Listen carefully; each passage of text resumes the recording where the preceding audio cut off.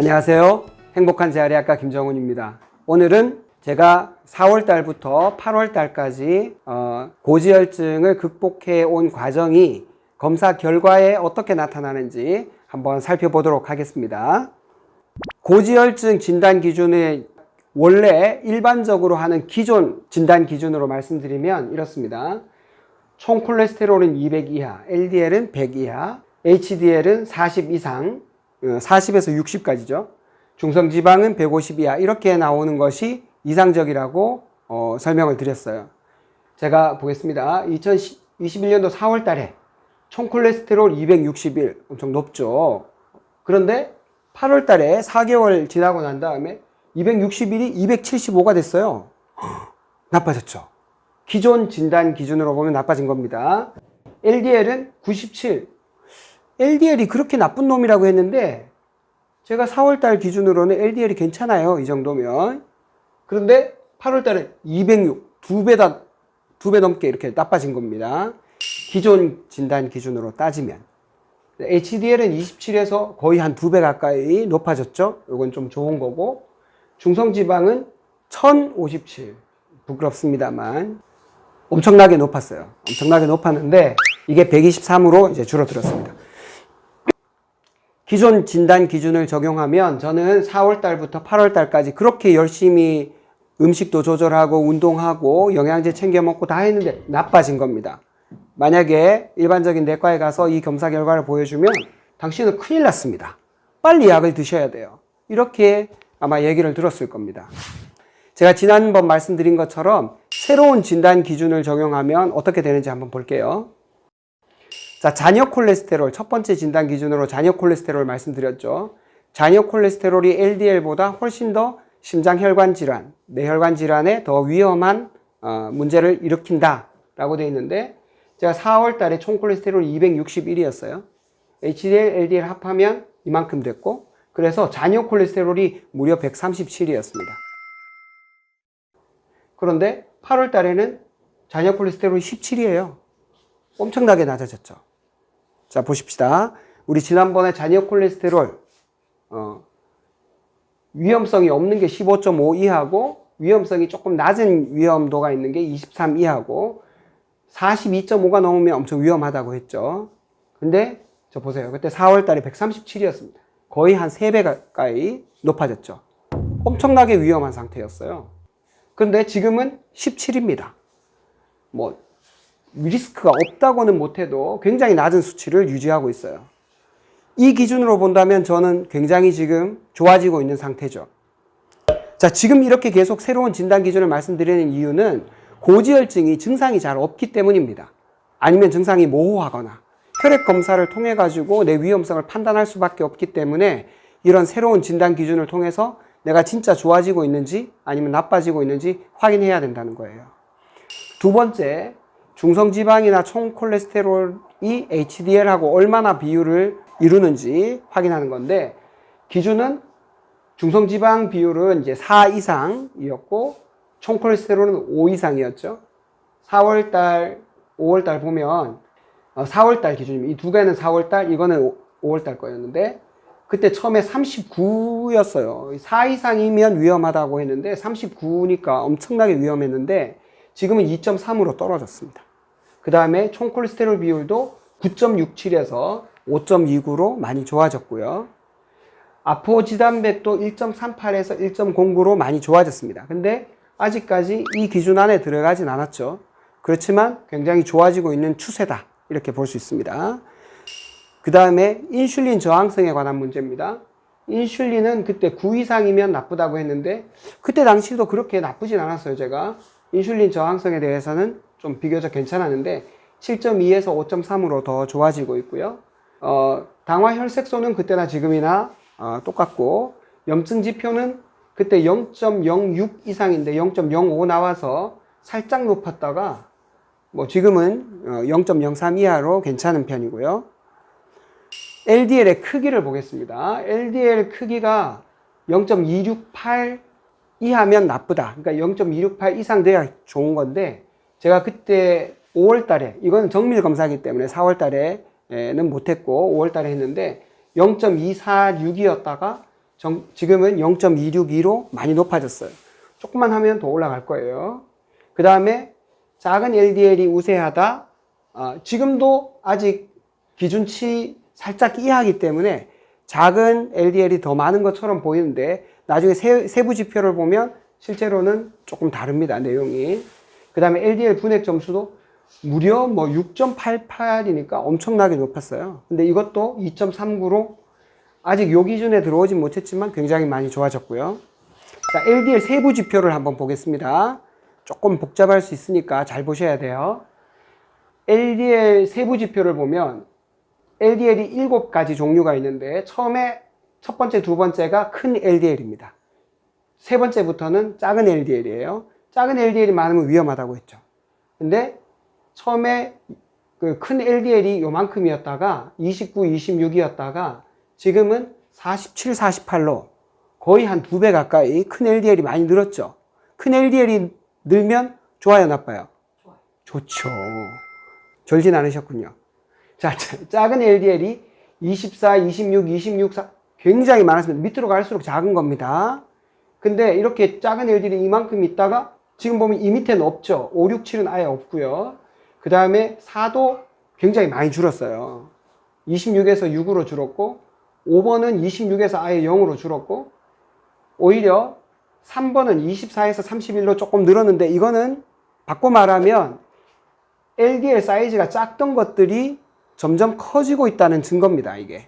그래서 큰 LDL은 굉장히 많아졌고 작은 LDL은 굉장히 줄었어요. 그래서 이 분해 비율로만 본다면 큰 LDL이 작은 LDL보다 지금 더 많습니다. 근데 아까 그 해석은 왜 그렇게 나왔는지 제가 검사 회사에다가 한 번 더 확인을 해봐야 될 것 같아요. 그래서 전체적인 LDL 분해도 2.39, 그 다음에 LDL 사이즈도 246에서 262로 굉장히 커지고 있다. 전체적으로는 LDL이 커지고 있으면서 염증이 줄어들고 있는 상태가 제 몸 안의 상태라는 겁니다. 마지막으로 이제 오메가3, 6 비율인데 이거는 정밀 검사이기 때문에 5월 달에 했어요. 4월 달에는 내과에서 한 검사라 정밀 검사를 못 했고요. 5월 달은 저희 병원에서 기능의학 검사를 했기 때문에 이 정밀 검사를 했는데 지금 보시면 오메가3가 5월 달에 이때는 약 3주인가 4주간 굉장히 집중적으로 100점 만점 기준으로는 한 95점 정도로 타이트하게 지켰던 때입니다. 그래서 오메가3 2000ml도 꼬박꼬박 먹고 음식도 저녁에 절대로 탄수화물 안 먹고 고백하자면 어제 저녁에 꽃감 2개를 먹었습니다. 이렇게 먹으면 안 되는 줄 알지만 어제는 기분이 그래서 꽃감 2개를 먹었어요. 자, 이렇게 최근 들어서 이게 오래 가니까 처음에는 거의 95% 정도를 3, 4주 동안 타이트하게 지켰는데 그 뒤에 한 3개월, 5월에서부터 8월 달까지는 중간중간에 이렇게 치팅하는 시간이 좀 있었어요. 그러다 보니까 그때보다는 오메가3 비율이 좀 줄었죠. 15.2에서 11로. 오메가6는 36% 이상이면 나쁜 건데 그때는 32.5에서 33.5로 살짝 늘었습니다. 요거는 살짝 안 좋아진 거예요. 오메가6 대 3 비율이 2 이하가 이상적이라 그랬죠. 그때 도달할 뻔 했는데 2.14에서 3.01로 살짝 나빠졌습니다. 요거는 제가 타이트하게 더 조절해서 다음번에는 좀 더 좋은 모습을 보여드리도록 하겠습니다. 그래서 마지막으로 제가 덧붙이고 싶은 말씀은 모든 진단 기준이 다 맞지 않다는 겁니다. 모든 진단 기준이.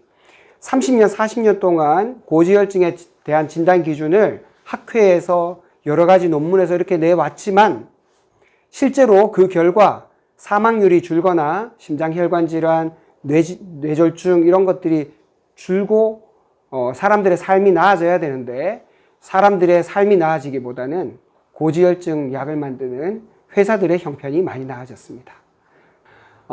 어쨌든 그 고지혈증 약은 엄청나게 많이 팔렸지만 실제로 삶이 별로 좋아지진 않았다는 거예요.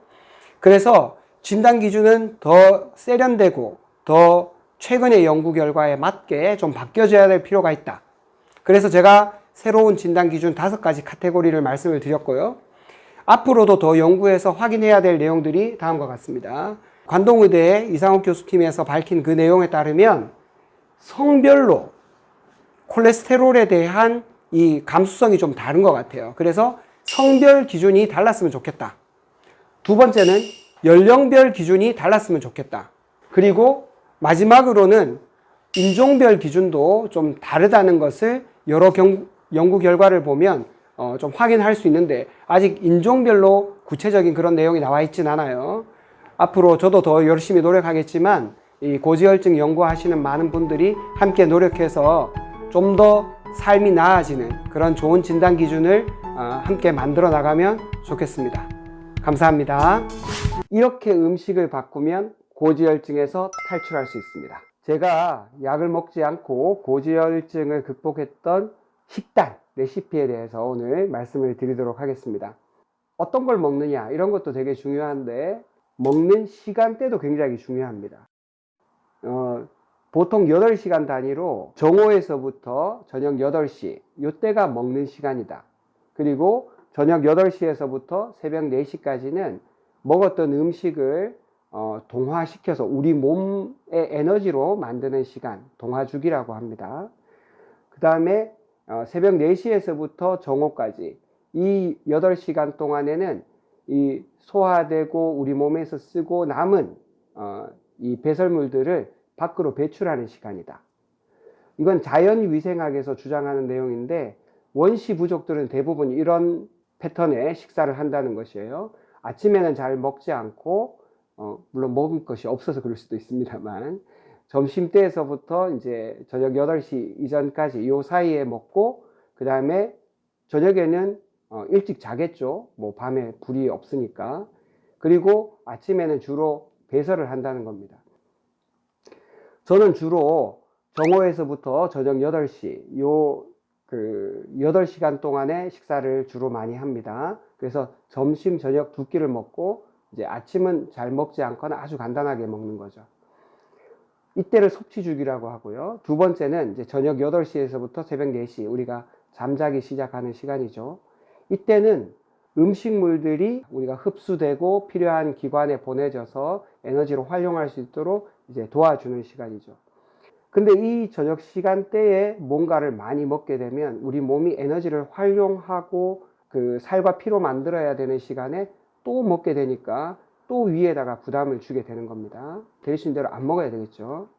지금 제가 말씀드리는 것은 완전히 이렇게 기계적으로 딱딱 나눠져 있다는 뜻은 아니에요.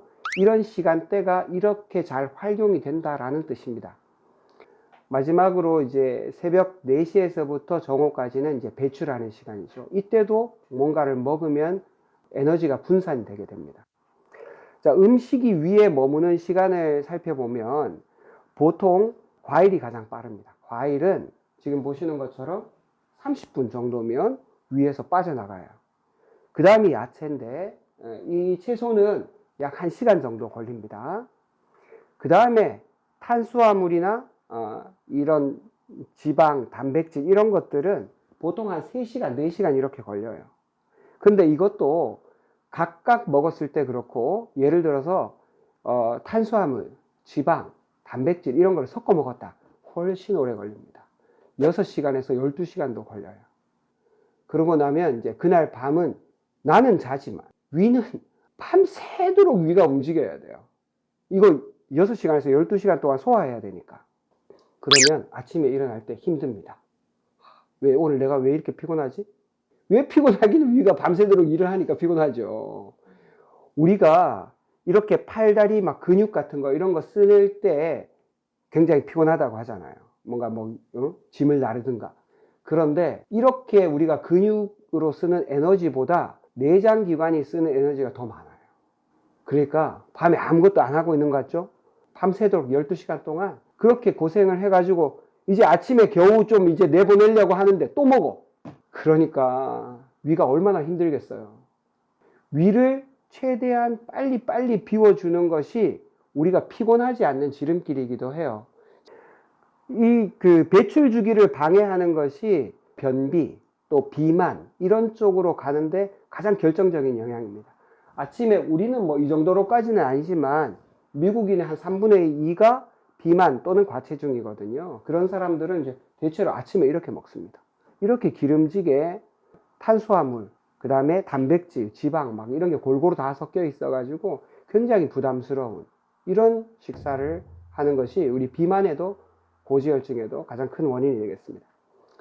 지금까지는 배출할 때 방해하지 말도록, 그 다음에 음식은 어떤 때 먹어야 되는지 음식의 섭취 시간대에 대해서 말씀을 드렸습니다. 고지혈증의 가장 핵심적인 요소가 되겠습니다. 자, 두 번째는 이제 먹는 음식물 내용들이죠. 지금 여기가 이제 타임지에서 선정한 10대 슈퍼푸드. 자, 토마토, 시금치, 마늘, 견과류, 적포도주, 귀리. 귀리는 이제 대표적인 통곡물이죠. 그 다음에 녹차, 블루베리, 브로콜리, 마지막에 알래스카산 연어로. 제가 아침에 어떤 걸 먹는지 한번 보시도록 할게요. 음식을 바꿨더니 드디어 고지혈증에서 탈출할 수 있었죠. 제가 아침에 어떤 걸 먹는지 한번 보시도록 할게요. 자, 아침에는 여기 이제 방탄커피인데 이렇게 목초를 먹인 버터가 있습니다. 유기농 버터. 요거 버터를 딱 따서 여기다가 넣고 캡슐 커피를 딱 내립니다. 이게 아침에. 완전 간단하죠. 이렇게 해서 방탄커피. 좋은 지방이 포함된 방탄커피. 그 다음에는 이제 사과.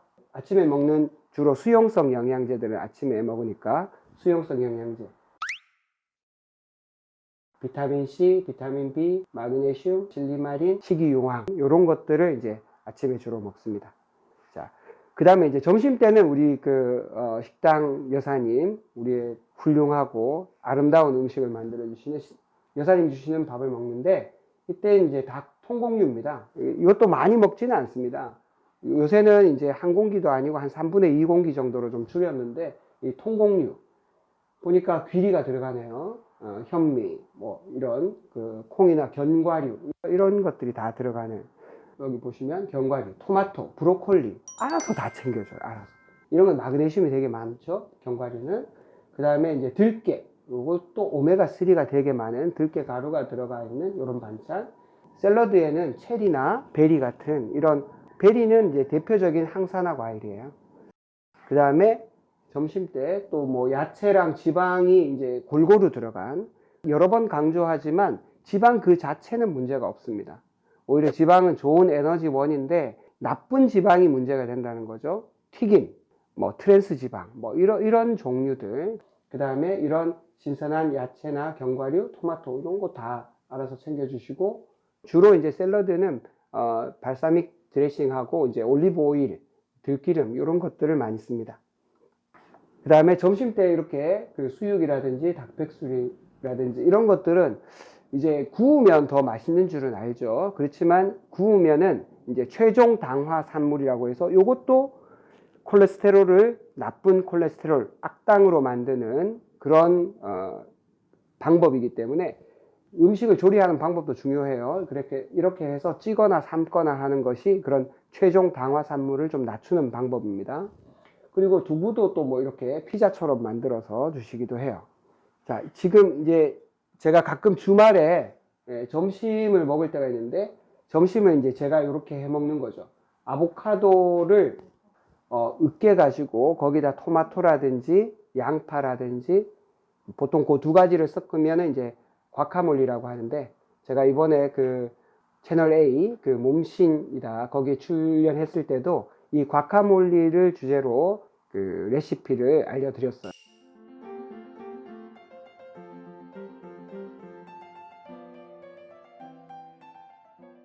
과카몰리는 굉장히 다양하게 쓸 수 있습니다. 아보카도 자체가 다른 채소에 있는 베타카로틴 성분을 흡수하기 되게 좋게 만들어줘요. 그리고 지방도 굉장히 좋은 지방이 많고, 그 다음에 미네랄도 굉장히 풍부하기 때문에 아보카도 그 자체는 되게 좋은 식품입니다. 이 아보카도를 과카몰리로 만들어서 이제 김밥을 하는 거죠. 여기 보시면 아시겠지만 밥은 많이 넣지 않습니다. 이 두께가 밥알 한 알, 두 알 정도 될 정도로 밥은 아주 얇게 까는 거죠. 거기다가 이제 과카몰리를 깻잎에다가 밑에 깻잎 깔고 과카몰리 올리고, 그 다음에 이제 여기다가 집에서 남아도는 온갖 야채들, 그 다음에 계란, 먹다 남은 것들 다 집어넣으면 됩니다. 뭐 마늘도 집어넣고 뭐 온갖 것들 다 집어넣었어요. 과카몰리 김밥 하면은 이제 냉장고 정리할 때 굉장히 좋습니다. 집에 시들시들한 이제 야채라든지 뭐 저 같으면은 마늘종, 김치 뭐 이런 거 다 집어넣기 때문에 굉장히 맛있게 드실 수 있습니다. 자, 그 다음에 이제 그 오리고기 같은 거 이런 거 에어프라이어에 이렇게 돌려서 먹고, 그 다음에 이제 버섯이나 양파 같은 거 이런 걸 같이 이제 구워서 먹으면 뭐 그렇게 탄수화물 없어도 굉장히 든든하게 먹을 수 있어요. 그 다음에 요거는 밥을 조금 넣긴 했는데 이제 계란말이 한 거죠. 대왕 계란말이. 계란말이도 이제 냉장고 정리할 때 굉장히 좋습니다. 온갖 야채들 다져서 다 집어넣으면 되기 때문에 계란말이도 굉장히 좋아요. 저는 주로 계란말이 안에 양파, 마늘, 버섯, 뭐 당근 뭐 이런 종류들을 많이 집어넣습니다. 그 수육도 요 굉장히 간단합니다. 이 삼겹살을 꼭 구워서 먹어야 된다는 법이 없어요. 그냥 삼겹살 잘라서 이렇게 넣고, 그 다음에 여기 찜기예요, 찜기. 그 다음에 통후추 넣고 파 좀 집어넣고 여기 뭐 파슬리나 올리브 잎 같은 거 이런 거 넣어가지고 그대로 찌면 돼요. 그러면은 최종 당화산물을 낮춘 아주 맛있는 삼겹살을 드실 수가 있습니다. 목살 넣어도 괜찮고요. 아까 얘기한 그 과카몰리는 이런 방식으로도 쓸 수 있습니다. 양배추, 토마토 이런 것들 그냥 쭉 깔고 거기다가 이제 과카몰리 올리면 돼요. 드레싱처럼. 그 위에 이제 발사믹 식초를 조금만 뿌려주면 훨씬 더 맛있게 드실 수 있습니다. 처음에는 이제 두부 부침이나 이제 물김치, 저녁에 이렇게 간단하게 이제 탄수화물 없는 식사를 했죠. 그러다가 두부를 이 에어프라이어에 돌리면 이렇게 바삭하고 맛있게 돼요. 아까 부침보다 훨씬 맛있어요. 부침은 약간 기름을 둘러야 되니까 약간 달궈진 그 식용유는 별로 좋지 않잖아요. 그래서 이 에어프라이어에다가 195도 그리고 13분 돌린 다음에 딱 뒤집어 가지고 다시 8분을 돌리시면은 이렇게 됩니다. 거기다가 뭐 이렇게 콩나물이라든지 깻잎이라든지 콩잎 뭐 이런 거 드시면 아주 저녁도 든든하게 드실 수 있습니다. 혹시 에어프라이어가 없으신 분들은 그냥 프라이팬에다가 이렇게 두부를 으깨 가지고 그냥 얹어서 수분만 조금 날리면 마치 밥처럼 그렇게 드실 수도 있어요. 그래서 밥, 빵, 면 이런 거 없으면 어떻게 사나? 두부가 있습니다. 걱정하지 마세요. 제가 처음에 이거 글을 쓸 때는 저탄고지라고 했다가 어떤 분이 엄청나게 반박 댓글을 써주셔가지고 제가 저탄고지라고는 못하겠습니다. 진짜 그 고지방 식사를 하시는 분들은 막 삼겹살을 막 버터에다가 막 구워서 드시고 막 이렇게 하는데 저는 그거는 못하겠어요. 그래서 고지방은 아니고 지방은 중간 정도로 먹는다. 이렇게 빠져나가도록 하겠습니다. 그래서 저탄, 중지, 채소가 많은 고체, 저탄, 중지, 고체. 제가 먹는 식사는 그렇게 해보시면 됩니다. 제가 계란을 이용한 요리를 많이 하는데 여기 보시면 계란 끝에 여기 1번 있죠. 1번. 1번을 고르세요. 1번은 완전 방사한 닭입니다. 거기서 나온 계란이기 때문에 크기는 좀 작아도 오메가3가 훨씬 풍부합니다. 그 다음에 여름에는 이거 엄청 많이 먹었습니다. 콩국에다가 우뭇가사리에 이제 오이 같은 거 채 썰어서 완전 든든하고 맛있어요. 간식으로 먹어도 되고, 그 다음에 소고기 조금 하고 요런 무침이나 나물 종류 이렇게 드시면 아주 좋습니다. 저녁에는 또 이렇게도 먹죠. 뭐 야채, 견과류, 토마토 이런 것들 이제 섞어서 샐러드. 그 다음에 요거 제가 만든 시금치 무침인데 이렇게 시금치 무침 같은 거 해서 드셔도 되고요. 이거 두 가지 같이 드시면 이제 좋은 저녁 식사가 되겠죠. 그리고 이제 가끔씩 감바스, 새우를 요거 올리브 오일에다가 거의 튀기다시피 이렇게 그 올리브 오일 듬뿍 넣고 마늘 같이 썰어 넣어서 이렇게 감바스 알아히요. 너무 쉬운 요리입니다. 이건 뭐 요리라고 할 것도 없어요. 근데 굉장히 맛있습니다. 다만 아쉬운 거는 기름을 가열해야 되기 때문에 이것도 사실은 완전 추천하지는 않습니다. 그렇지만 새우나 마늘을 먹는다는 면에서는 좀 좋죠. 그러니까 가끔씩. 그 다음에 이제 나또. 나또도 생각보다 맛있습니다. 나또 자체만 먹으면 식감이 안 좋아서 잘 안 먹었는데 어떻게 먹냐? 여기다가 사과를 있잖아요. 사과를 이 채 썰어 가지고 굉장히 조그맣게 다지는 거예요. 그래서 여기랑 섞어 먹어보세요. 진짜 맛있어요. 낫또랑 같이 섞어 먹어요. 간식은 주로 이제 이런 것들 많이 먹습니다. 이 고구마도 사실은 탄수화물인데 그나마 조금 덜 하죠. 당지수가 조금 낮아서 이거를 에어프라이어에 돌린다든지, 그 다음에 검은 콩도 이거 에어프라이어에다가 돌리면은 볶을 필요 없어요. 후라이팬에다가 이거 하면은 또 약불에서 해야 되니까 시간 한참 걸리는데 이거 에어프라이어에다가 한 13, 4분 정도 돌리시면 됩니다. 그리고 이런 체리 종류, 그 다음에 이런 아몬드 같은 견과류 이렇게 드시면 되죠. 오늘 이렇게 보시니까 제가 먹는 음식 중에 대부분 다 들어가요. 여기 저 포도주는 이제 간식으로 먹을 때 가끔씩 먹고요. 녹차, 보통 아침에는 이제 각성을 위해 가지고 커피를 드시면 괜찮고요. 저녁에는 주로 이제 녹차 같은, 오후나 저녁은 녹차를 드시면 더 좋겠죠. 이제 다시 정리를 하자면 탄수화물은 안 드시거나 아니면 대폭 줄이셔야 됩니다. 그 다음에 채소가 주식이라는 거예요. 그래서 녹황색 야채 이런 거. 그 다음에 이제 이렇게 방사하는 질 좋은 단백질에서 영양 섭취를 하시는 것이 좋다. 그 다음에 이제 착한 오일 말씀드렸죠. 들기름이라든지 아마씨유라든지 들깨가루 이런 것들이죠. 이렇게 식사를 때문에 망가진 우리 혈관 그리고 우리의 건강을 식사로 다시 한번 되돌려 놓으시면 좋겠습니다. 약 안 먹고 고지혈증 극복하는데 개가 있으면 도움이 됩니다. 약 안 먹고 고지혈증 극복하는 또 다른 방법에 대해서 한번 알려드리도록 하겠습니다. 제가 고지혈증 걸리고 난 다음에 가장 먼저 바꾼 것이 식단, 그 다음에 운동, 명상 이런 것들이었는데, 식단과 영양제에 대해서는 이미 말씀을 드렸으니까 오늘은 제가 고지혈증 극복하는데 상당히 도움을 많이 준 여기 있죠? 모찌에 대해서, 우리 강아지 이름이 모찌입니다. 모찌에 대해서 한번 설명을 드리도록 하겠습니다. 약 안 먹고 고지혈증 극복하는데 개가 있으면 도움이 됩니다. 구체적으로 어떤 내용인지 한번 살펴보도록 할게요. 애완동물과 심혈관계 위험성에 관한 논문이 있었습니다. 이게 2018년도 12월 31일 날 서큘레이션이라는 상당히 인용지수가 높은 유명한 논문입니다. 잡지입니다. 여기 보시면 애완동물을 가지고 있는 애완동물 주인들이 심혈관계 질환의 위험성에 어떤 영향을 받는지 한번 설명해 주는 그런 내용이었습니다. 리뷰 아티클이었어요. 강아지가 있다면 여러분들은 어떤 도움을 받을 수 있는지 한번 보겠습니다. 일단은 신체 활동이 증가합니다. 좀 많이 움직이게 돼요. 두 번째는 고지혈증이 진짜로 좋아져요. 세 번째는 고혈압도 좀 좋아집니다.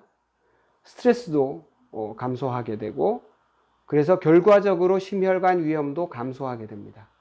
그리고 비만에도 도움이 되고요. 지금 이런 도움을 받는데 약을 먹는 것도 아니고 무슨 돈이 드는 것도 아니고 우리 강아지와 함께 다니기만 하면 이런 도움을 받을 수 있다는 것이죠. 자, 이런 도움을 받는데 강아지와 함께 다니는 것을 뭐라고 하죠? 질문. 빙고! 맞았습니다. 이런 거를 바로 개이득이라고 하는 거죠. 이 개이득이라는 말은 이런 데서 나오지 않았나 저는 그렇게 주장합니다. 자, 구체적으로 내용을 한번 볼게요. 이런 개와 함께 다니면, 고양이는 아닙니다. 고양이는 이 중에서 아까 6가지 중에서 고양이가 도움이 되는 거는 스트레스 감소, 여기에는 도움이 되는데, 아까 이 고지혈증이라든지 혈압이라든지 신체 활동 증가라든지 비만 이런 데는 고양이는 별로 도움이 되지 않았어요. 강아지, 첫 번째가 강아지, 두 번째가 고양이인가? 그렇고, 세 번째는 아무것도 안 하는 애완동물이 없는 사람이었어요. 그런데 이 애완동물을 어디에서 했냐 하면, 이 쉘터에서, 우리말로 하면은 뭐 보호소 같은 거, 그 애완동물 보호소 같은데 그렇게 버려진 아이들이나 뭐 어떤 보호소 같은 데서 개를 데려오고 고양이를 데려왔다는 거예요. 그래서 한 달 지났더니 신체 활동이 개를 가진 사람은 엄청나게 증가했는데 고양이를 데려온 사람은 오히려 더 줄었어. 고양이가 안 움직이는지. 그 다음에 아무것도 없었던 사람 비슷하고, 통계적으로는 이 고양이나 뭐 아무것도 없었던 사람은 10달이 지나도 비슷해요. 근데 개를 데려온 사람들은 엄청나게 신체 활동이 많이 증가합니다. 그래서 이렇게 한 달만 지나도 엄청 증가하고 계속 증가하는데 고양이는 별 변화가 없어요. 그래서 이렇게 개를 데리고 오면 신체 활동이 증가함으로써 심혈관계 위험을 감소시킬 수 있다는 겁니다. 구체적인 내용을 보면 일주일에 300분, 아닌 사람들은 168분, 거의 한 배 가까이 신체 활동이 늘었죠. 그리고 꼭 보호소에서 데려와야 되냐? 이거는 꼭 그렇지는 않은 것 같습니다. 저 연구 자체가 그렇게 디자인이 돼서 그렇지, 집에서 키우는 강아지라도 얼마든지 가능할 것 같고요. 오직 개만 되냐? 여기서는 고양이하고 개하고 두 가지만 비교를 해봤기 때문에 고양이는 별로 도움이 안 되고 개는 신체 활동을 늘리는데 도움이 됐다는 이야기입니다. 그리고 고지혈증도 진짜 개선이 된다는 거예요. 총 콜레스테롤은, 근데 이거는 많이 차이가 없죠. 이거는 그 대조군이고 이거는 개를 가진 사람입니다.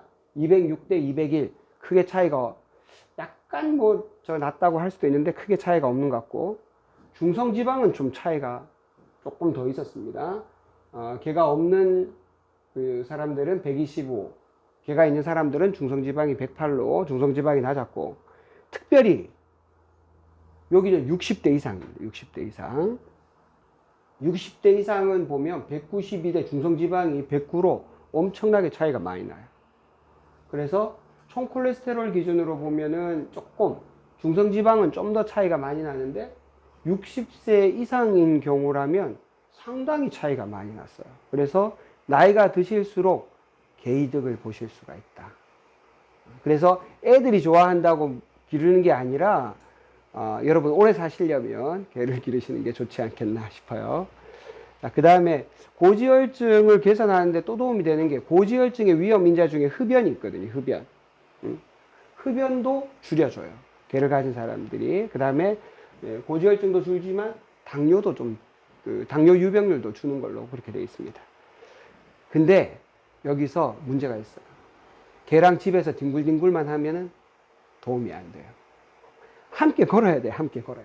이렇게 함께 산책을 하고 돌아다녀야지 이런 이득을 볼 수 있지. 개 귀엽다고 늘 그냥 올려놓고 집에서만 놀면 크게 도움이 안 됩니다. 자, 그 다음에 고혈압도 좋아집니다. 고혈압도. 이제 수축기 혈압 기준으로 139 대 132. 그 다음에 고혈압 유병률 자체도 낮고. 그 다음에 바디매스 인덱스라고 해서 요거는 이제 복부지방, 약간 비만율을 보는 거죠. 그 다음에 이게 경제 수준이나 뭐 사회적 지위 이런 거 하고 별로 관계 없다는 거예요. 개만 가지고 있으면.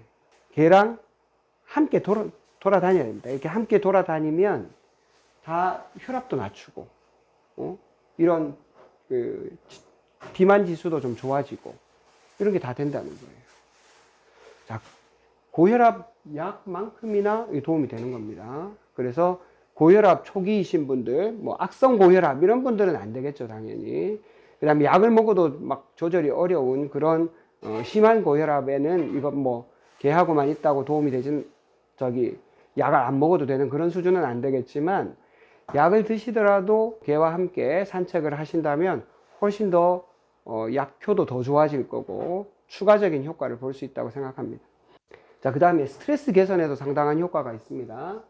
지금 이 사람이 연구를 되게 재밌게 했는데, 지금 이 실험을 보면 까만색은 이제 개가 없는 사람, 여기는 회색은 이제 개가 있는 사람입니다. 개가 있는 사람이나 없는 사람이나 쉴 때는 다 혈압이 비슷해요. 이거는 수축기 혈압, 이거 이완기 혈압인데 비슷한데, 첫 번째 수학 문제를 풀렸어요. 수학 문제를 풀으니까 혈압이 팍 올라갔어. 개가 없는 사람은 139로, 개가 있는 사람은 130으로. 그리고 두 번째는 조금 쉬었다가 이 연설을 시켰어요. 연설을 시켰더니 이 개가 없는 사람은 또 139, 개가 있는 사람은 126. 그러니까 혈압이 덜 올라가죠. 그러니까 개와 함께 있으면 스트레스 지수가 줄어든다. 이 수축기 혈압뿐만 아니라 이완기 혈압도 마찬가지예요. 다 개가 있는 쪽이 혈압이 덜 올라갔어요. 자, 그리고 스트레스에 얼마나 또 도움이 되는지 요번에 그 도쿄 올림픽 할 때 봤죠? 우리 안산 선수가 딱 이 화살을 놓기 전에 혈압수 여기 나오잖아. 맥박수 108회. 108회면은 약간 빨리 걷거나 살짝 뛰는 정도의 맥박수거든요. 이런 그 긴장된 상황에서도 이 정도면 상당히 안정감이 있고 침착한 거예요. 지금 여기 보시면 그 심박수가 개가 없는 사람, 개가 있는 사람이에요. 초면은 비슷하죠? 쉴 때는 비슷해. 요거 수학 문제 풀리니까 심박수가 엄청 88회로 올라가고 이 사람은 79회로 조금밖에 안 올라갔어요. 거의 한 반밖에 안 돼요. 여기 연설할 때도 마찬가지고 연설할 때도 79. 그러니까 여러분이 만약에 개를 기른다면 어려운 문제에서도 훨씬 더 안정감 있게 대응할 수 있다는 거예요. 그 다음에 요거는 이제 혈액 속에 있는 레닌이라는 물질인데 요것도 스트레스 받으면 올라가는 물질이거든요. 혈액 검사를 해보니까 그것도 마찬가지로 개가 있는 사람이 훨씬 더 낮게 유지됐다. 그래서 개가 있으면 우리가 스트레스가 줄어드는구나. 안정 시에 이제 심박수나 혈압도 낮고 스트레스 받을 때는 스트레스에 막 확 이렇게 반응하는 강도가 좀 낮다는 거예요. 그리고 스트레스를 받고 난 다음에 다시 원래 상태로 빨리 돌아와야 되잖아요. 근데 회복 속도도 빨라.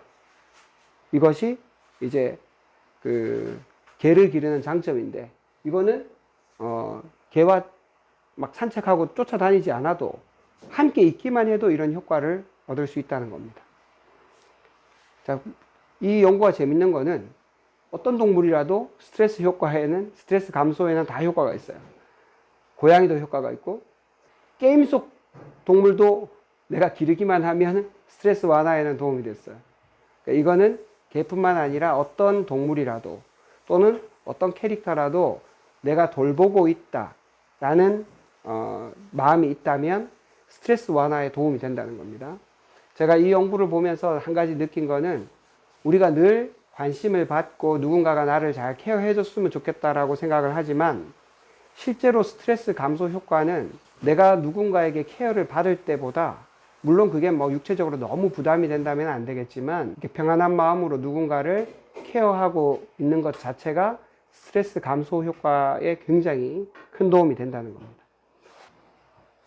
자, 스트레스가 많은 직업을 가진 고혈압 환자 이런 사람들을 또 조사를 해봤어요. 해봤더니 애완동물을 가진 사람이 6개월 후에 스트레스 감소 효과가 훨씬 커더라는 겁니다. 그 다음에 심근경색, 이미 심장마비가 한번 걸렸던 사람들을 찾아보니까 다시 재입원하는 비율도 이 애완동물이 있는 사람 쪽이 훨씬 낮았다는 거예요. 그 다음에 이제 심혈관계 위험 인자가 하나라도 있을 때 이런 사람들도 자율신경 균형을 빨리 회복했다는 건데 이것도 마찬가지로 스트레스하고 되게 관련이 되는 겁니다. 자율신경도 스트레스 완화하는데 굉장히 중요한 요인이기 때문에 자율신경의 균형이 빨리 회복된다면 스트레스 감소에도 효과가 된다고 볼 수 있어요. 자, 이번에는 비만입니다. 비만. 이분은 개가 없는 분이에요. 이 사람은 개는 있지만 집에 그냥 가만히 있는 거예요. 여기는 개랑 쫓아다니는 세 그룹으로 나눴어요. 그래서 비만 비율을 보면 자, 여기가 가만히 있는 사람 22%, 개가 있지만 활동을 안 하고 집에만 있는 사람 28%, 개랑 같이 산책도 하고 다니는 사람은 17%. 비만 비율이 이쪽에 확실히 낮죠. 가만히 있으면 소용없다는 거예요. 그 다음 과체중 비율도 마찬가지입니다. 58% 증가하고 이 사람은 92% 증가했고 요거를 기준으로 했을 때 얘기입니다. 그러면 적정 신체 활동, 그러니까 웬만큼 이 사람 나이에 맞는 신체 활동을 하고 있느냐, 이 사람은 이쪽은 46%, 이쪽은 오히려 그보다 좀 적죠. 33%. 이쪽은 53%. 확실히 개와 활동을 하는 쪽이 이 신체 활동도 많고 비만이나 과체중 비율도 낮았습니다. 어린이 비만에도 좀 이런 문제가 있었는데, 어린이 비만은 이제 개는 있지만 활동을 안 하는 쪽은 연구가 없었고요. 어린이 비만에도 개와 함께 활동을 하는 경우 원래 보통 아이들에 비해 가지고 이쪽이 비만 비율이 한 절반 정도로 낮다는 겁니다. 이것만 봐도 개와 함께 활동을 하게 되면 비만이나 과체중 이런 쪽에 훨씬 더 큰 도움을 볼 수 있다. 자, 그 다음에 우리 진짜 개이득의 끝판왕, 심혈관 질환입니다. 심혈관 질환 사망률은 아무것도 애완동물이 없는 사람, 고양이, 그 다음에 개와 함께 활동을 하는 사람 이렇게 나눴는데, 자, 사망률을 보면 애완동물이 없는 사람을 기준으로 했을 때 사망률은 둘 다 감소를 했어요. 애완동물이 있는 쪽이. 자, 그 다음에 재입원율. 한번 심장 마비가 있다든지 이렇게 해서 이미 한번 심혈관계 질환이 걸린 사람이 재입원하는 비율이, 자, 요거는 연구가 이 개를 데리고 활동하는 사람 기준이었어요. 이 사람을 기준으로 하면은 이 4배가 증가했다는 거예요. 그러니까 애완동물이 없다면, 애완동물이 없다면 재입원할 확률이 애완동물을 데리고 활동하는 사람에 비해서 4배나 더 증가하니까 훨씬 위험한 거죠. 얘가 변화가 없다는 거는 이거나 별로 차이가 없다는 뜻이에요. 고양이는 이미 심혈관 질환이 걸려서 심장마비 한번 걸렸다가 또다시 입원하게 되는 그런 데는 고양이가 별로 도움이 되지 않는다, 이런 뜻입니다. 자, 그 다음에 심근경색이 걸려가지고 중환자실에 들어가는 비율, 여기는 6%, 여기는 28%죠. 4배가 넘게 차이 납니다. 4배 반 정도 차이가 납니다. 그러니까 개와 함께 활동하는 것이 이미 심근경색이 있는 사람들한테 2차 예방을 하는데 도움이 된다는 거죠. 이 연구는 이제 개가 없는 사람, 그 다음에 개랑 함께 활동하는 사람, 이 두 가지인데, 심장혈관 질환으로 입원했던 사람이 1년 뒤에 사망할 확률이 여기는 28%, 여기가 한 6%. 아까 그 연구를 좀 다르게 해석한 것 같아요. 그 다음에 부정맥 환자도 총 사망률이 이 개와 함께 활동하는 사람을 기준으로 했을 때 이 사람들이 한 11% 정도 더 많이 사망한다는 겁니다. 자, 그래서 우리 개와 함께 활동을 하면서 얻을 수 있는 개이득을 총 정리하면 이렇습니다. 애완동물 중에서 특별히 개는 심장혈관 질환 위험성을 낮춘다. 이게 근거 기준이 레벨 B예요. B 정도면 상당히 있다. 어느 정도 꽤 있다. 이런 정도로 생각하시면 됩니다. 그리고 중성지방이나 혈압, 스트레스 이런 것들을 다 낮춰줄 수 있다. 이게 이제 이 연구의 결론이었어요. 그래서 저기 애완동물 기르는 사람 중에 개 기르는 사람들은 이 CBD, 심장혈관 질환을 상당한 정도로 감소할 수 있다. 그런데 이제 개를 데리고 그냥 가만히 있으면 안 되는 거예요. 반드시 개와 함께 활동을 해줘야 됩니다. 자, 오늘은 개와 함께 고지혈증 극복하는 방법에 대해서 알아봤고요. 고지혈증 걸리신 분들, 심장혈관 질환에 문제가 있으신 분들은 개이득을 한번 누려보시면 어떨까 싶습니다. 감사합니다. 찾아보니까 맨발로 이렇게 걷는 것이 고지혈증에 도움이 된다는 내용이 논문에 있었어요. 제가 4월 달에 고지혈증이 생기고 난 다음에 어쨌든 약을 안 먹고 고지혈증을 잘 극복할 수 있는 여러 가지 방법을 하긴 하던 중에 찾아보니까 맨발로 이렇게 걷는 것이 단순히 느낌만 좋은 게 아니라 실제로 고지혈증에 도움이 된다는 내용이 논문에 있었어요. 한번 보도록 하겠습니다. 맨발로 걷는다는 것은 한마디로 얘기하면 땅하고 내 몸하고 접지한다는 거예요. 우리가 피레침 같은 거는 번개를 맞으면 그런 전류를 땅으로 이렇게 흘려보내죠. 근데 피레침이 땅하고 이렇게 접지가 돼 있거든요. 사람은 원래는 땅하고 이렇게 딱 붙어서 살았어요. 옛날에 네 발로 다닐 때는 더 많이 땅하고 접지가 많았겠죠. 농부들이나 그런 분들은 일하다가 피곤하면은 그냥 땅바닥에 들어 누워서 잠도 자고 그랬을 텐데, 지금 우리는 땅하고 이렇게 접촉하는 일이 거의 없습니다. 거의. 그런데 지금 이 내용은 사람도 일종의 전자기석이라고 할 수 있어요. 전자기체. 그런데 이 사람 몸이 지구하고 이렇게 접지가 되는 것이 얼마나 유리한가에 대해서 지금 여러 가지 유리한 점을 얘기해 놓고 있는 겁니다. 그러니까 맨발로 고지혈증을 극복한다는 말은 한마디로 얘기하면 땅하고 내 몸하고 접지를 한다는 거예요. 내 몸이 전류가 흐르는 그런 전자기기 비슷하다, 이렇게 생각하시면 됩니다. 그 다음에 다른 연구인데, 이건 수면의 질도 개선이 되고, 그 다음에 골다공증도 감소하고, 뭐 이거 다 그 논문에 나오는 얘기예요. 근데 이 중에서 제가 여기 글씨를 조금 작게 한 거 있죠. 요런 거. 제가 논문을 봤을 때 아직도 조금 추가적인 연구가 더 필요하다고 생각되는 것들이고, 이 위에 있는 것들 6가지는 다 실제로 도움이 되는 것 같아요. 실질적으로 접지의 효과라고 볼 수 있습니다. 사람 몸에 뼈도 있고 인대도 있고 근육도 있고 뭐 혈액도 있고 굉장히 많은데, 이 많은 것들이 그물망처럼 다 연결이 되어 있어요.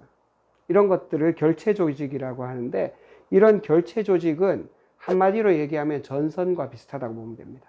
이 사이로 다 전류가 흘러요. 자, 맨발은 그럼 과연 어떤 의미인가? 자, 이 사람은 이제 신발을 신고 다니죠. 미스터 슈즈라고 되어 있는데, 이 사람은 이제 맨발이에요. 이렇게 신발을 신고 다니면 우리 몸 안에 염증이 쌓였을 때 이런 것들이 활성산소나 그 단백질 주변으로 생기는 양전하들이 그대로 몸 안에 계속 쌓인다는 겁니다. 그래서 염증이 더 악화가 되고, 이게 우리 몸의 유전자까지도 변형을 일으킨다. 그런데 우리가 땅과 우리 몸이 접촉을 한다는 것은 땅에는 엄청나게 많은 자유전자가 있어요. 그래서 땅으로부터 이 자유전자를 받아서 우리 몸에 있는 이런 염증세포에서 나오는 그런 양전하나 이런 것들을 중화시킨다는 겁니다. 그래서 활성산소를 중화시키고, 그래서 염증도 줄어들고 세포가 보호되는 데도 도움이 많이 된다는 거예요. 그래서 요거는 제가 늘 자주 가는 수성못에서 걸을 때 모습이고, 요거 간단하게 얘기하면 그래요. 맨발로 걷는 사람은 에너지가 쫙 올라가는 데 비해서 늘 신발을 신고 걷는 사람들은 에너지가 떨어지고, 또 제 주변에는 맨발로 걷고 난 다음에 허리 통증이 좋아졌다는 분들이 꽤 많이 있어요. 요거는 이제 우리가 결국 혈액에 관한 얘기인데, 요거는 모세혈관이에요. 이게 이제 적혈구인데, 적혈구가 떠돌아다니면서 계속 전류를 일으키고 있거든요. 저도 이거는 요번에 처음 공부하다가 알게 됐어요. 이 접지에 3가지 그 중요한 요소가 있는데, 첫 번째는 햇볕이에요, 햇볕. 두 번째는 우리 혈액 안에 있는 황산염 콜레스테롤이라고 있는데, 콜레스테롤도 되게 중요합니다. 이제 세 번째는 또 자유전자인데, 이 2가지 내용을 보면 혈관 안쪽 벽에 여기 그 다당외피라고 있는데, 다당외피가 이렇게 털처럼 돼 있어요. 털처럼 돼 있고, 여기는 하나의 막이 쌓여 있는데, 여기 있는 물은 구조가 달라요. 수소가 3개, 산소가 2개. 이런 것을 구조수, 전자구조수 또는 구조수라고 하는데, 이런 거는 물이 약간 젤 타입으로 약간 이렇게 탄성도 있고 끈적해요. 이런 막이 하나 그 모세혈관 안에 이렇게 덮여 있습니다. 이게 없으면은 혈액이 흐르는데 굉장히 방해를 많이 받습니다. 실제로 혈액이 흐르는 속도를 보면 엄청나게 빠른데, 적혈구가 흘러가는데 또 혈장이 흘러가는데 굉장히 마찰을 많이 줄여줘서 거의 마찰 없이 빨리 움직이는 것처럼 혈액이 빨리 움직일 수 있도록 도와줍니다. 이런 역할을 이 구조수, 전자구조수가 하고 있다는 거예요. 그런데 나중에 또 말씀드리겠지만, 이 다당외피는 탄수화물 먹으면 엄청나게 빨리 없어집니다. 그러니까 자기 부상 열차가 고장 나는 거예요. 표면에 이 전자기 유도하는 구조 자체가 파괴가 됩니다. 뭘 먹으면 그렇다고요? 탄수화물 먹으면 그렇다니까. 탄수화물 먹으면 이게 다 파괴가 된다니까. 그 다음에 세 번째는 이제 접지의 세 번째 요소가 자유전자인데, 땅에 엄청 많이, 지구는 자유전자 투성이에요. 그래서 지구하고 우리 사람하고 연결되어 있는 게 엄청나게 중요하다는 겁니다. 자, 이 논문 제목이에요. 접지는 사람 몸에서 피를, 이 비스코시티는 이제 점도, 끈적거리는 정도를 낮춰준다는 거예요. 이게 바로 심혈관계 질환에 굉장히 위험한 요소인데, 접지의 효과는 혈액의 점도를 낮춰준다. 적혈구의 전하를 증가시켜서 혈액을 묽게 하고 가장 간단하게 심혈관계 위험성을 줄이는 효과적인 방법이다. 지금 제가 말씀드린 거 다 돈 드는 게 아니죠. 약을 먹는 것도 아니고 그냥 맨발로 걸으시면 되는 거예요. 자, 혈액을 묽게 하는 것 내용을 보세요. 이 적혈구가 이렇게 덩어리 져 있는 게 되게 많습니다. 적혈구끼리 자기들끼리 엉겨 붙어요. 원래는 하나하나 따로 떨어지는 게 좋은데 이렇게 막 엉겨 붙거든요. 지금 이거 보시면 이건 많이 엉겨 붙어 가지고 굉장히 흐름이 느린 혈관 상태고, 요거는 이제 굉장히 흐름이 빠른 혈액 상태인데, 얘네들은 비교적 하나하나 따로 분리가 많이 되어 있는데 여기 뭐 좀 엉겨 붙은 게 되게 많죠. 이게 접지의 효과라는 겁니다. 이제 접지의 효과는 아까 이걸 어떻게 분석을 했냐면, 적혈구가 아까 덩어리가 져 있었죠. 클러스터가 되어 있었는데 이 덩어리 안에 한 개만 있으면 좋잖아요. 따로따로 돌아다니면 좋은데, 요거는 이제 접지를 하기 전, 요게 이제 접지를 하고 난 후에요. 접지하기 전에는 이 덩어리 안에, 클러스터 안에 한 개만 있는 애들이 26.8%였다는 거예요. 접지를 하고 나니까 이게 43%로 늘었어. 여기 보면 4개 이상이 되는 애들, 그러니까 덩어리가 큰 애들이죠. 한 덩어리 안에 적혈구가 많이 뭉쳐져 있는 애들이 34%였는데 15%로 절반 이상 감소했다는 거예요. 이걸 보고 이제 이분들은 접지를 하고 나면 이렇게 적혈구가 덩어리 져서 돌아다니던 게 하나하나 따로 다니게 되는구나, 이렇게 얘기하는 겁니다. 그 안에 내용을 보면 이런 거, 이게 아까 말씀드린 혈관 안에, 모세혈관 안에 있는 다당외피예요. 머리카락처럼 이렇게 생겼죠. 이게 1차 방어막이에요. 그런데 고탄수화물 식사를 하고 나면 식사 전에는 이만큼 많던 게 완전히 식후 2시간, 4시간, 6시간 지나면 다당외피가 싹 사라졌죠. 이건 빡빡머리 민 것과 똑같아요. 머리카락이 우리 두피를 보호하듯이 다당외피가 그렇게 보호하고 있는데, 고탄수화물 식사하고 나면 이거 다 없어져 버리는 거예요. 혈관도 누가 보호하는 애들이 없다는 거예요. 이게 다당외피가 식사 전에는 이렇게 많던 게 이렇게 사라진 겁니다. 물론 또 시간이 지나면 또 복구가 되긴 하겠죠. 근데 수시로 이렇게 망가진다. 아까 말씀드렸던 이 모세혈관 안에 있는 전자 구조수가 이 다당외피를 포함하고 있습니다. 그래서 탄수화물을 먹으면 이 다당외피도 파괴되지만 이런 구조수도 망가지게 된다는 거예요. 자, 그 다음에 우리가 접지를 하게 되면 세포가 빨리 재생된다. 자, 보세요. 이분이 84세예요. 그리고 84세 당뇨가 이렇게 오시면 대부분 이게 막 궤양이 점점 더 커져갖고, 당뇨에서 가장 심각한 부작용 중에 하나, 발을 잘라내는 거예요. 발끝에. 이게 되게 많습니다. 이거 흔하게 보는 거예요. 그런데 이분 다른 거 안 했어요. 약 쓰지 않았는데 접지만 하고 이렇게 좋아지는 겁니다. 1주 후에 이만큼, 2주 후에 이만큼, 거의 다 좋아졌죠. 굉장히 효과가 좋은 거예요. 그 다음에 두 번째는, 이번엔 좀 젊은 사람이에요. 여기 그 사이클 선수인데 투르드 프랑스 그 사이클 대회에서 부상을 당했어요. 요거는 부상당한 그날 바로 이제 접지를 한 겁니다. 요게 접지 패드예요. 1일 지나니까 이만큼, 단 이틀 만에 이만큼 좋아진 거예요. 굉장히 조직 재생 속도가 빠른 겁니다. 접지가 이런 효과를 가져왔다는 겁니다. 그 다음에 이제 염증 감소인 거, 이 발목 통증이 있었던 환자인데, 여기 우리도 병원에 이게 장비가 있죠. 그 체열 검사를 해보고 나니까 여기 이만큼 염증이 심했던 게 4일만 지났는데도 접지 패드 깔고 잔 것만으로도 이만큼 염증이 줄었다는 거예요. 또 하나는 이제 무릎 통증이 있었던 사람, 17년 된 우측 무릎 통증이 있었어요. 그리고 무릎이 불안정하고, 이 사람 이만큼 염증 그 표시가 돼 있었는데 30분 후에 이만큼 가라앉았다는 거예요.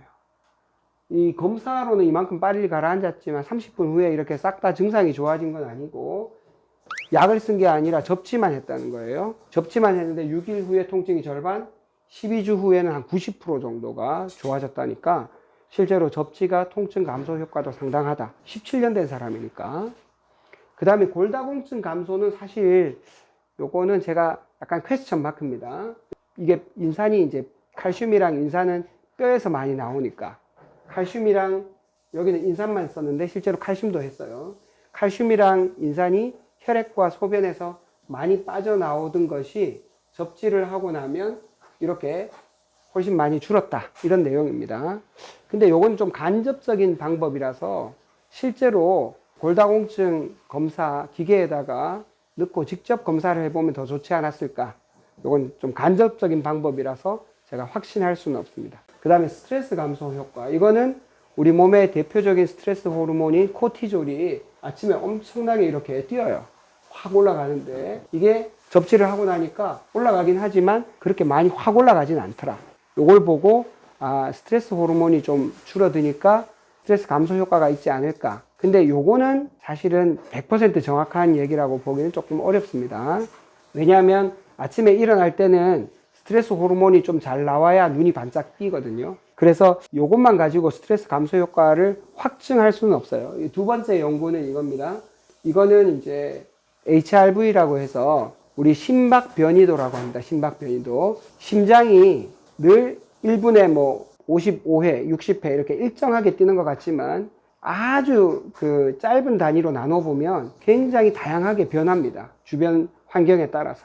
근데 이렇게 주변 환경에 따라서 심박수가 이렇게 빨리 변하는 거, 이거를 건강하다고 보는 거예요. 아주 극단적인 예로는 심장 이식을 했다든지 아니면 인공심장을 했던 사람은 주변 상황하고 관계없이 심장이 다 일정하게만 뛰기 때문에 이런 거는 건강한 심장이라고 보지 않습니다. 그리고 이렇게 심박 변이도가 높은 것이 자율신경계가 균형 잡혔다라는 의미예요. 그래서 심박 변이도를 보니까 이 접지를 한 사람은 심박 변이도가 높아서 자율신경계 균형이 훨씬 더 잘 잡혀 있더라. 이런 내용입니다. 그리고 수면의 질도 훨씬 더 좋아졌어요. 여기 보시면 대상분 수는 그렇게 많지 않습니다. 4명, 23명이니까 27명. 여기는 23명. 이 대족은 23명, 여기 27명 했는데 금방 잠이 들었냐? 그렇다. 85%. 좋아졌다라고 생각하는 사람은 여기는 13%밖에 안 됐고, 그 다음에 잠의 질이 좋았냐? 그러니까 푹 잤냐? 이게 93%. 아침에 일어나고 나니까 개운하더냐? 이거는 100%. 이런 걸로 봤을 때 실제로 접지를 하고 난 다음에 대조군보다는 잠의 질이 훨씬 더 좋아졌다. 그렇게 얘기를 할 수는 있겠어요. 근데 측정 방법 자체가 아주 정밀한 방법은 아니죠. 이게 개인적으로 그냥 느낌대로 얘기하는 거니까. 근데 보니까 근육이 뻣뻣한 정도도 훨씬 많이 좋았고, 관절 통증이나 그 허리 통증도 좋아졌다고 얘기하는 사람들이 많았고, 전체적으로 기분이 좋아졌다, 웰빙 센스가 늘었다고 하는 것도 접지한 사람들이 훨씬 많았습니다. 전반적인 삶의 질이 접지를 통해서 많이 회복되고 있다. 여기도 이제 이건 다른 연구하다가 중간에 확인한 건데, 허리 통증 뭐 이런 게 있었던 사람, 어깨 통증 이런 게 있었던 사람들도 실험하고 나니까 이게 좋아졌더라 하는 사람들도 많이 있었고요. 또 이거는 이제 이거 혈압계를 감아 가지고 이 사람이 혈압이 많이 오르면 이게 빡빡하게 이게 쪼우잖아요. 얼만큼 버틸 수 있는가를 본 거예요. 요거 혈압이 아니고 이거는 통증 점수네요. 통증 점수를 200가지로 이렇게 나눠서 이거는 대조군이에요. 대조군은 통증 점수가 이렇게 많이 올라가는데 접지를 하고 있는 사람들은 통증 점수가 저렇게 혈압계로 꽉 쪼우더라도 통증 점수가 많이 올라가지 않더라. 그런 내용이었고, 그 다음에 통증에 대해서 내성이 강한 것도 마찬가지입니다. 혈압계에 꽉 감아가지고 팔을 이렇게 쪼우게 되면 접지를 한 사람들은 혈압계가 계속 이렇게 압력을 주는데도 훨씬 잘 견디더라. 그냥 일반적인 사람들은 이 정도 하면은 통증을 느껴서 이제 빨리 그만두는 데 비해서 이 사람들은 훨씬 더 통증도 잘 견디더라. 이런 내용입니다. 그리고 이거는 이제 면역이 좋아졌다는 건데 요것도 조금 더 연구가 필요할 것 같아요. 요거는 이제 운동하고 나면 이제 몸이 막 쑤시고 몸살 나는 사람들 있죠. 그럴 때 근육에서 나오는 효소가 크레아틴 카이네이즈라는 효소가 있습니다. 이게 이제 근육이 부분적으로 이렇게 조금 파괴되면서 나오는 효소거든요. 근데 이 효소 수치가 접지를 한 사람들은 훨씬 덜 올라가더라. 접지하지 않은 사람들은 이게 막 올라가는데, 이게 운동하고 3일, 4일째 될 때 이게 확 올라갔잖아요. 요런 거를 운동하고 나면 그날 당일보다는 며칠 지나가지고 몸이 더 쑤시는 것 같다, 이런 느낌이 드는 게 요거를 그 DOMS라고 합니다. Delayed Onset Muscle Soreness라고 해가지고, 그런 DOMS가 그 접지를 한 사람들은 이게 비교적 낮았고 접지하지 않은 사람들은 상당히 높았다. 자, 지금까지 우리 그 접지할 때 도움을 받는 효과에 대해서 말씀드렸는데, 그 중에서 가장 인상적인 것은 혈액이 좀 묽어진다. 그리고 스트레스 완화 효과가 있고 염증이 좋아지고 상처가 빨리 회복이 잘 된다. 이런 것들은 상당히 의미 있는 연구라고 생각합니다. 그래서 제가 이렇게 말씀드린다고 해서 지금 당장 나가가지고 바로 왼발로 이렇게 하시는 것은 웬만하면 다 괜찮은데, 당뇨가 있거나 면역이 약하신 분들, 이런 분들은 바로 이렇게 하시면 안 돼요. 그런 분들은 발을 안전하게 보호할 최소한의 장비를 갖추시는 게 좋습니다. 그리고 이렇게 맨발로 걷기 좋은 곳이 대구에는 여러 군데가 있어요. 맨발 산책의 난이도입니다. 자, 보세요. 첫 번째는 요거는 대구 동구에 가면 선수촌 아파트 앞에 요거 있습니다. 두 번째 잔디, 요것도 선수촌 아파트 앞에 있어요. 잔디 엄청 넓습니다. 여기서 맨발로 걸으시면 좋습니다. 요게 제일 부드럽고, 그 다음에는 여기는 앞산인지 수성못인지 잘 모르겠네. 어쨌든 흙에 비가 좀 온 날이에요. 그래서 낙엽도 좀 떨어지고 요럴 때 굉장히 걷기가 좋습니다. 발의 기분도 좋고. 그 다음에 요거는 이제 앞산이에요. 앞산인데 여기는 지금 개울물 같은데 약간의 돌이 있지만 요런 데 걸어보는 것도 되게 기분이 좋습니다. 그리고 여기는 잘 이게 표시가 안 되어 있는데, 여기는 이거 앞산 중턱이라서 약간의 돌이 있는 곳이고, 지금 이거는 이제 나무도 있고 돌도 있고 막 이랬죠. 이제까지 여러 번 다녔지만 아직 한 번도 안 다쳤습니다. 반드시 이제 소독 티슈를 가져가시고, 그 다음에 좀 더 안전하게 하시려면 이제 파상풍 주사를 미리 맞으시는 것이 더 도움이 됩니다. 그리고 꼭 끝나고 난 다음에 깨끗하고 따뜻한 물에 꼭 씻어서 발이 상처가 없는지 확인해 보시는 것도 좋고, 이렇게 맨발 산책을 하고 난 다음에 족욕을 하면 완전 좋습니다. 여기는 이제 앞산 고산골입니다. 여기 낙엽진 땅을 걷는 것도 좋고, 여기 가면은 이제 모래사장도 좀 있고요. 그리고 코스 난이도를 올리려면 약간 올라가면 몽촌 토성 이런 쪽으로 올라가는 길, 그런 길도 좋습니다. 그 다음에 수성못은 이제 제가 가장 자주 가고 맨발 산책을 많이 하는 곳인데, 요새 여기는 이제 맨발 산책하라고 아예 신발 올려놓는 것도 있어요. 그리고 발을 씻을 수 있게도 해놓고, 그래서 수성못 한두 바퀴 정도만 돌아도 여러분들 건강에 훨씬 많이 도움이 되고 고지혈증 극복하는 데도 도움이 되실 거예요. 지난번 말씀드렸던 그 내용을 합하면 이렇게 됩니다. 강아지 데리고 맨발 산책하시면 갑절의 효과가 있을 겁니다. 오늘 그 맨발 산책 접지에 관한 내용은 여기까지 말씀드리고, 다음번에는 이제 명상에 관한 얘기를 한 번 더 말씀드리고 마무리를 하도록 하겠습니다. 과연 스트레스가 정말 고지혈증하고도 연관이 있을까요? 오늘 영상을 주목해 주시기 바랍니다.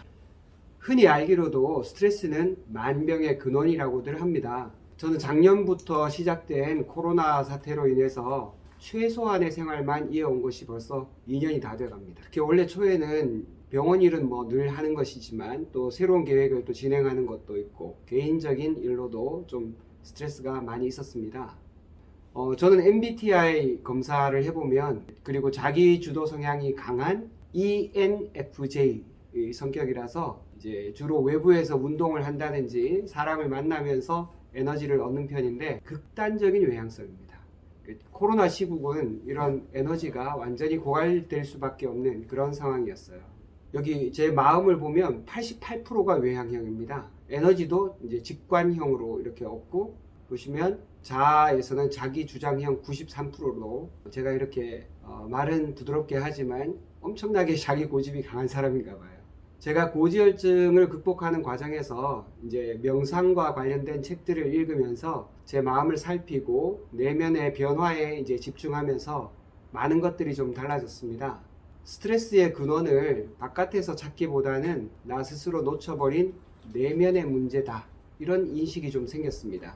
그리고 때로는 그 스트레스를 피하려고 하기보다는 좀 잠잠히 지켜보는 것만으로도 스트레스의 크기와 또 지속 시간이 좀 줄어드는 그런 것을 관찰할 수가 있었습니다.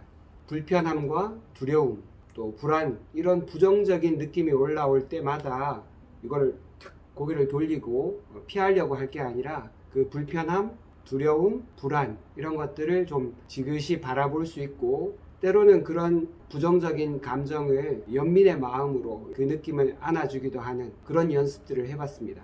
이 명상을 하면서 알게 된 것인데요, 내 속에는 그 수렵 채집 생활을 하던 원시인이 하나 들어있다, 이렇게 알게 됐습니다. 내 안에 원시인이 살고 있다는 게 무슨 말인지 잠깐 설명을 드릴게요.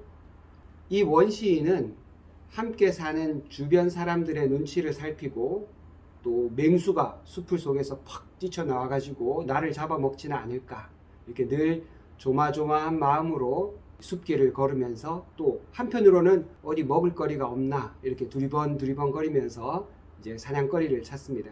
그러니 이제 낯선 곳이나 낯선 사람을 경계할 수밖에 없고요. 또 숲을 뒤에서 뭔가 부스럭거리는 소리가 나면 이게 나를 잡아먹을 맹수인지 아니면 내가 잡아먹을 뭐 토끼 같은 내 점심거리인지, 이런 것들을 늘 촉각을 곤두세워야 되고, 그러니까 이제 불안한 일이 생기면 이 원시인은 소스라치게 놀라고 이렇게 하긴 하죠.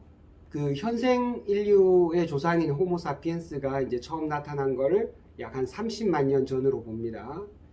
그렇지만 이제 불을 다룰 수 있는 인류의 조상이 나타난 것은 약 100만 년이 좀 넘습니다. 이제 농경 생활을 시작한 게 약 10,000년 전이라고 보면, 인류는 99만 년 동안에는 수렵 채집 생활을 하면서 불안하고 조심스럽게 주변을 살필 수밖에 없었습니다.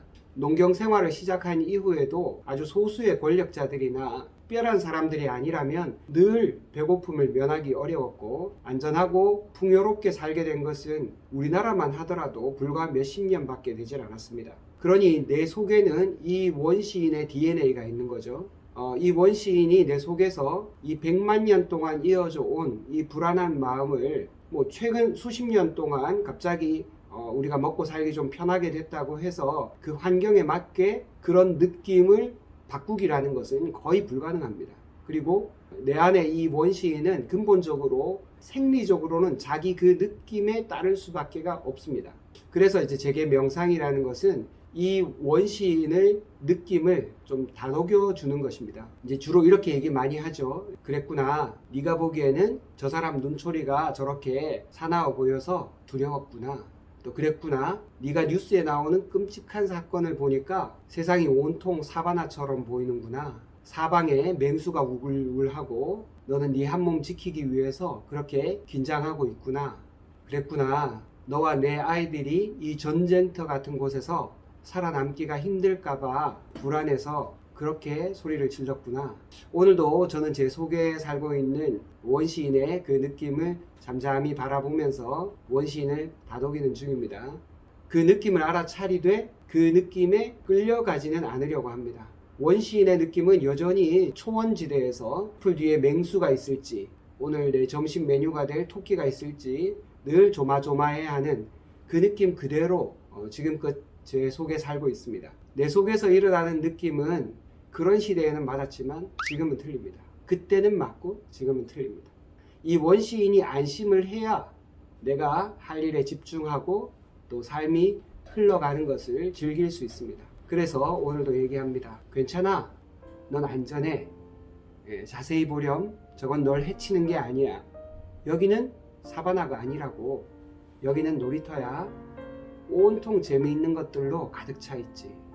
가끔씩 사나운 녀석들이 좀 있긴 하지만은 몇 가지 원칙들만 기억하고 있으면 괜찮아.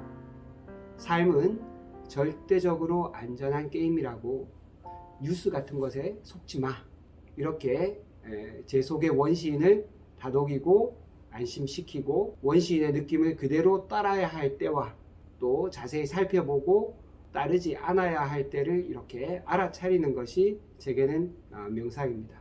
그러면 과연 이 고지혈증과 이 원시인의 느낌을 그대로 받아들이는 불안, 긴장, 스트레스, 이런 것들이 얼마나 관계가 있을지 한번 살펴보았습니다. 스트레스와 고지혈증에 관한 연구는 고속버스 기사들을 상대로 이루어진 것이 있었습니다. 늘 배차 시간에 쫓기고 많은 승객을 상대하는 버스 기사들의 업무 스트레스가 심하다고 본 것 같습니다. 또한 버스 기사들은 이 스트레스가 고지혈증과 진짜 연관이 있다면 이것은 개인의 건강 문제뿐만 아니라 함께 버스에 탄 승객들의 목숨하고도 직결되는 것입니다. 왜냐하면 고지혈증은 여러 번 말씀드리지만 결국 혈관 문제로 이어지기 때문에 급성 심근경색 또는 뇌졸중 이렇게 갑자기 쓰러지게 된다면 버스 기사님 본인의 생명뿐만 아니라 승객의 생명도 위험해지기 때문에 아마 이런 연구를 한 것 같습니다. 업무의 중압감을 또 많이 느낀다 그러면 총 콜레스테롤, LDL 이것도 마찬가지로 다 높아진다는 것입니다. 그래서 업무 스트레스가 많다, 또 중압감을 느낀다 이러면은 다 고지혈증과 연관이 되는데 조금 아쉬운 것은 이제 LDL을 자세하게 나눠서 하는 분해 검사가 있는데 그런 것을 해서 LDL 콜레스테롤의 크기까지 좀 비교를 했더라면 심혈관 질환의 위험성을 좀 더 정확하게 판단할 수 있지 않았을까 하는 좀 아쉬움은 있습니다만 이건 그 자체로만도 괜찮은 연구라고 봅니다. 또 한 가지가 있는데 이거는 자율성이 보장되지 않는 환경일수록 HDL 콜레스테롤이 낮아진다는 것입니다. HDL 콜레스테롤은 우리 몸의 찌꺼기를 이제 제거하는 좋은 콜레스테롤인데 자율성이 없는 환경에서는 HDL이 낮아지는 것으로 나왔습니다. 정확한 이유는 다 밝혀져 있지 않지만 스스로 업무를 통제한다는 느낌이 들지 않으면 더욱 스트레스가 많고 이건 결과적으로 HDL이 낮아지는 것과 연관성이 있다고 확인이 되었습니다. 유럽인들의 업무 스트레스와 고지혈증에 관한 연구입니다. 유럽인들의 연구에서도 업무 스트레스는 총 콜레스테롤, LDL은 높이고 HDL은 낮아져서 고지혈증과 연관관계가 크다고 나타났습니다. 다양한 변수들을 다 통제를 하더라도 업무 스트레스는 총 콜레스테롤, LDL 콜레스테롤은 높이고 HDL은 낮추는 이런 것과 연관이 있다는 것입니다.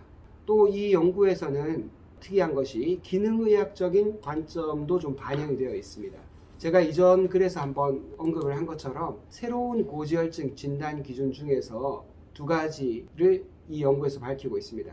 하나는 총 콜레스테롤과 HDL 비율이고 또 하나는 LDL과 HDL의 비율입니다. 이 두 가지 항목도 업무 스트레스가 많으면 모두 높아져서 기능의학적인 관점에서도 업무 스트레스는 고지혈증과 연관이 높다는 것을 확인할 수 있었습니다.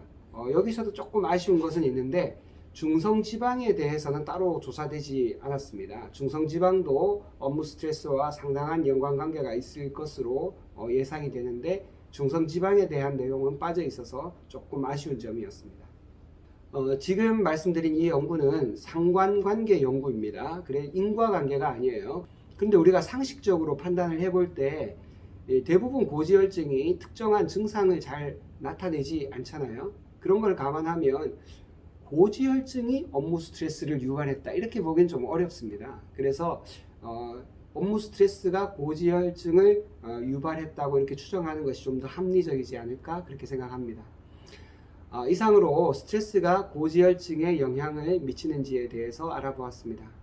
명상은 의식의 에너지를 모아서 내가 원하는 결과를 얻도록 돕습니다. 그리고 내가 진정으로 원하는 것이 무엇인지 확인하도록 돕습니다. 그 첫걸음은 있는 것을 있는 그대로 보는 것입니다.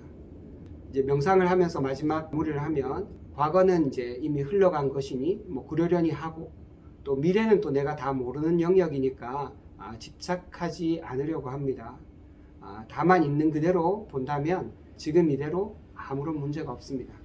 삶은 정말 안전한 게임입니다.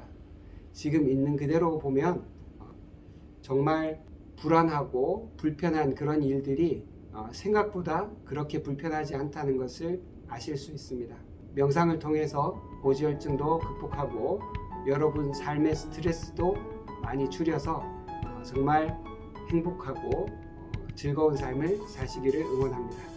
감사합니다.